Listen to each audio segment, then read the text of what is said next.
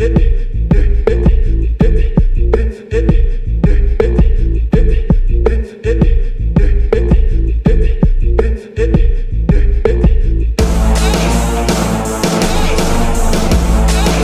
DJ Énergie. Bonjour Fipette, comment tu vas? Très bien toi? Ça va très bien. Ça fait un moment hein? Vraiment, vraiment. Ok.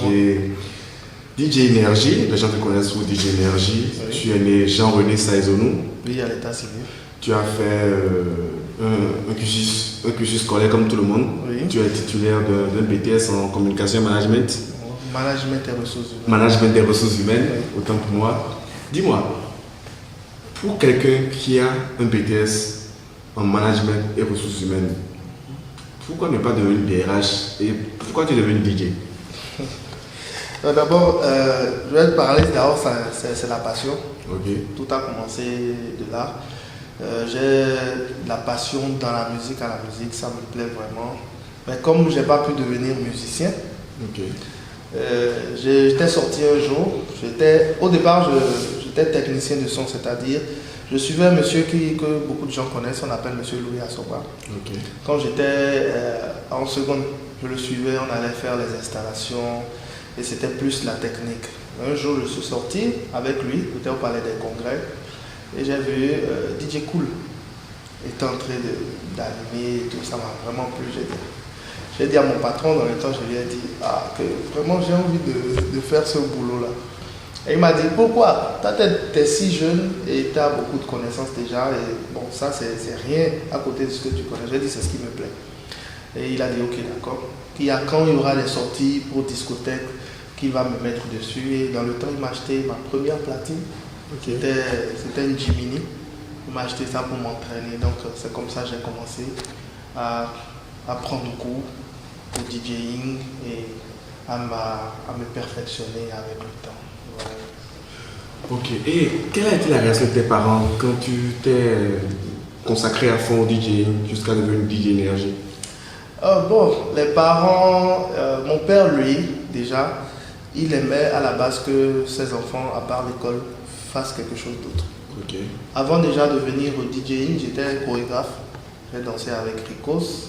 Carrément, Ricos Campos. Oui, Ricos Campos. Wow. J'étais chorégraphe, donc lui, ça le plaisait déjà que je sorte de la maison après les cours et que j'aille me chercher. C'était la formation à la base qu'il voulait nous donner. Donc Ok. c'était un moment qui était un peu réticente. Elle se disait non, il fallait se consacrer aux études, mais à chaque fois quand même quand je sortais, j'allais faire d'autres activités. Je continuais toujours mon cursus scolaire normalement, donc au final, elle a dû laisser tomber. Et quel a été le regard de tes promotionnaires, de tes camarades de classe avec qui tu as fait un parcours quand même? Au départ, ils étaient bizarres, ils se disent mais attends, parce que je pense bien dans le temps, le DJing n'était pas encore si développé, si connu. Okay. Et les DJ qu'il y avait, on les connaissait, c'était les grands, les vieux DJ. Ils se disaient mais pourquoi moi je veux aller là-bas? Parce que pendant mon cursus scolaire quand même, j'ai eu un bon cursus scolaire, j'étais toujours parmi les 5 premiers ou les 10 premiers. Ils se disaient quand même tu peux faire autre chose, pourquoi c'est le DJing qui te plaît? J'ai dit bon, c'est ma passion. Au départ ils étaient très très réticents, mais j'ai un ami, lui qui a toujours cru en moi, qui me poussait, qui me dit vas-y, si c'est ce qui te plaît, vas-y. On l'appelle Arissou Ephraim. Aujourd'hui il est en France, il est consultant et je profite pour lui dire merci. Gros big up à monsieur Arissou Ephraim. Ok. Et pourquoi parmi tous les noms qui existaient dans ton imagination, pourquoi cette énergie que tu as choisie? Énergie, parce que à la base, moi je me dis l'énergie est la source de toute chose. Okay. C'est toute la source de toute chose. Et si je dois avoir un nom, c'est que je dois aller à la source. C'est-à-dire je dois être la source. Et au fait, dans le temps, j'étais infatigable. Tellement j'avais la passion et tout. Quand j'anime, je ne me fatigue jamais. C'est que si vous ne fatiguez pas, moi je ne suis pas fatigué. Je vois. Donc tu donnes du tonus au public au fait. Au public. Donc on y va, quoi. On peut même animer les 4 heures, il n'y a pas de problème. Et compte tenu du parcours que tu as en tant que DJ professionnel au Bénin, quelles est selon toi les difficultés que rencontre un DJ béninois? Il y a beaucoup de difficultés. Il y a beaucoup de difficultés parce que déjà, le boulot de DJ n'est pas vraiment apprécié au Bénin. Et on te voit déjà en tant qu'un délinquant, en tant qu'un raté, en tant que quelqu'un qui n'a pas réussi dans sa vie et bon, qui veut venir échouer là. Ouais, donc on a rencontré beaucoup de difficultés. Moi j'ai rencontré beaucoup de difficultés. Il y a des humiliations. C'est-à-dire quand tu vas dans des endroits, on ne te considère pas. C'est comme si toi tu es la basse classe complètement. Donc c'est avec le temps qu'on a su s'imposer. On a su s'imposer. Et aussi dans les boîtes de nuit. Ouais, là, par exemple, nous on n'a pas d'assurance. On n'a pas d'assurance vie. Pourtant on est dans la fumée. On est dans l'alcool tous les jours. Et c'est que tu quittes la nuit, il y a les risques. On est dedans tous les jours. Et la plupart des DJ partent bêtement comme ça. Il n'y a même rien, ils n'ont rien en retour, ils n'ont même pas pu réaliser que quoi que ce soit. Il y a beaucoup de difficultés. Si à la longue, le boulot pourrait réellement être reconnu par l'État et que les DJ puissent vraiment être accompagnés, ce serait très bien. Sinon, vraiment, ça, jusqu'à présent, c'est pas ça. Et qu'est-ce qui fait aujourd'hui, qu'est-ce qui fait selon toi la force du DJ Énergie? Parce que si on prend le classement du top 10, si on fait le top 10 des DJ les plus demandés au Bénin, c'est clair que tu figures dans le top 10 des listes de tous ces DJ là. Qu'est-ce qui fait selon toi ta force? Qu'est-ce qui te démarque des autres? C'est le professionnalisme en fait. Déjà, moi, je ne voulais pas faire comme les autres. Les DJ aujourd'hui, ils pensent que être DJ, c'est se tatouer, c'est se mettre des piercings, c'est porter des culottes en bas. Au fait, ils veulent copier les autres, mais au fait, c'est pas ça. C'est ce que tu as dans la main, c'est ce que tu sais faire, au fait, le DJ. Donc moi, j'ai su prendre ce côté professionnel que j'ai amélioré à ma manière et je me suis imposé, c'est-à-dire, je suis comme un artiste, je suis artiste, c'est-à-dire, c'est ce que moi je veux qui passe. Si tu n'es pas d'accord, on laisse, il n'y a pas de problème, c'est tranquille. Mais il y a d'autres, parce que peut-être ils ont fait, ou ils s'humilient à certaines miettes, c'est-à-dire, on te propose un cachet par exemple de 20 000, on dit viens animer. Et lui, bon, il se voit, il dit que bon, je vais prendre ça comme ça, mais avec ça, ça ne marche pas. Ça ne marche pas. J'ai pris mon travail au sérieux parce que je me suis dit, pour le moment, c'était ma seule source de revenus. Et j'avais une vision. Ma vision, c'était toujours d'être parmi les meilleurs. Okay. C'était d'être toujours. Et à cause de ce boulot DJing, que je puisse dire demain, j'ai pu faire ci, j'ai pu faire ça. Et voilà. Et qu'est-ce qui te motive tous les jours à te lever?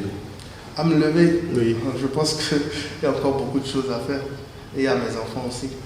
Ah, tu as une petite famille? Ouais, tu as combien d'enfants si tu peux dire? J'ai 3 gosses. Wow. J'ai 2 filles et un garçon. Wow, félicitations. Merci. Et comment ils te voient aujourd'hui? Ils aiment bien, ils adorent. Même mon garçon déjà qui commence déjà un peu à s'arriver sur la plate. Donc c'est un futur DJ. Non, ça sera à côté. Ok. Et aujourd'hui, avec tout ce parcours-là que tu as eu, quelle définition tu donnes au mot réussite? La réussite selon DJ Énergie, c'est quoi? La réussite selon moi, c'est d'arriver à faire ce que tu as envie de faire et de le faire bien et de réussir à le faire. C'est-à-dire, c'est de réaliser cet objectif. Moi, au départ, je me disais, si je travaille pour quelqu'un jusqu'à un certain moment, moi-même, je serai entrepreneur.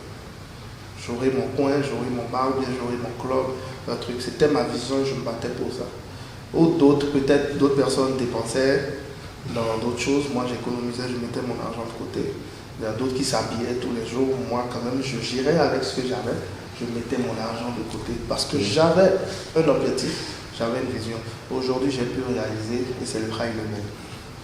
Et aujourd'hui, est-ce qu'on peut dire que DJ Énergie a réussi? Au vu de tout ce que tu as cité, que tu avais une vision dans laquelle tu devais créer un bar, tu as un bar aujourd'hui. Est-ce que tu peux dire que tu as réussi? Non, je n'ai pas encore réussi. Je n'ai pas encore fini de réaliser tout ce que j'ai. Qu'est-ce qui manque? Il reste encore beaucoup de choses. Je dois faire le tour du monde. Et en tant que DJ. En tant que DJ, tu dois faire le tour du monde pour présenter le Bénin. Pourquoi je vais pas. Moi, mon rêve, quand même, c'est de jouer avec les grands DJ sur un même festival. Les grands DJ du monde, David Guetta, pourquoi pas. Ok. Et quel conseil as-tu à donner aux jeunes qui ont envie de devenir DJ, qui te prennent comme modèle, mentor, même s'ils ne t'écrivent pas directement? Il y a beaucoup qui m'écrivent. Ok. Des fois, je suis évité de voir des gens qui me disent « Ah, tu es mon idole ». Je me dis « Ah, à ce point, mais ça m'étonne ». Tout ce que moi j'ai à leur dire, c'est il ne faut pas fuir l'école pour dire tu vas devenir DJ. Non. Tu peux avoir ton boulot normalement et faire le boulot de DJ à côté, c'est-à-dire les week-ends, tu peux trouver un club ou bien un bar dans lequel tu animes le week-end. C'est comme ça se passe en Europe. Et vraiment pour le moment, c'est-à-dire s'ils ont les moyens, c'est de se perfectionner hors du Bénin. C'est-à-dire ils peuvent commencer à avoir la base ici.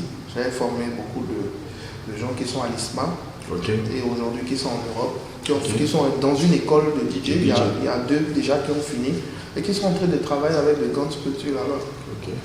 Donc s'ils veulent vraiment ils veulent vraiment faire le boulot de DJ, c'est déjà d'avoir les moyens.